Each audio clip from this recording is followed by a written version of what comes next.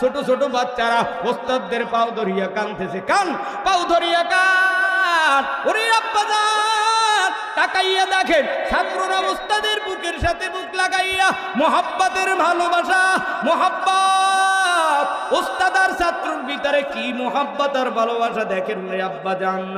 এত সহজ নয়। ওদেরকে যদি বলি যা তোর বাবার কাছে যা দোহানি, ওরা লজ্জা পায়, ওস্তাদের কাছে যাইতে লজ্জা পায় না।